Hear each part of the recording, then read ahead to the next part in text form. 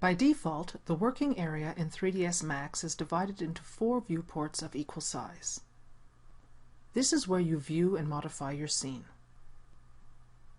Only one viewport is active at a time and is highlighted by a yellow border.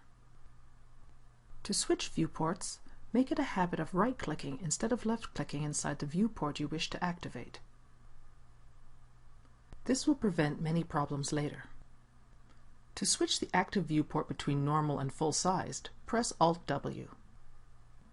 If you want multiple viewports but don't like the default layout, you can resize viewports horizontally, vertically, or both ways by clicking and dragging the viewport's intersection point. You can reset the layout with a right-click at the intersection of 2 or more viewports.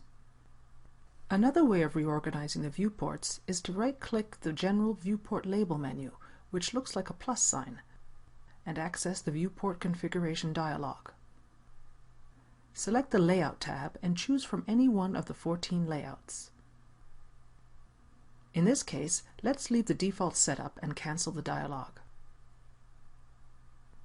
The default viewport shows 3 isometric views, top, left, and front, and one 3D viewport called Perspective. Isometric views are 2D representations of the 3D scene, while the perspective view most closely resembles human vision. You can change a view by right-clicking the Point of View Viewport Label menu and selecting another view from the list.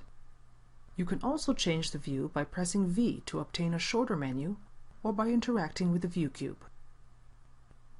For more information, see the movie entitled Using the View Cube and Steering Wheels.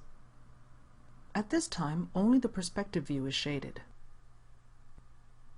The other views are shown in wireframe. You can change this by right-clicking the Shading Viewport Label menu and switching the mode between wireframe and Smooth plus Highlight. To achieve this more quickly, use the F3 key on the keyboard as a toggle for this mode. When a viewport is shaded, you can also see the underlying geometry by turning on the Edged Faces mode. This is an extremely valuable tool when modeling. The keyboard shortcut for Edged Faces mode is F4.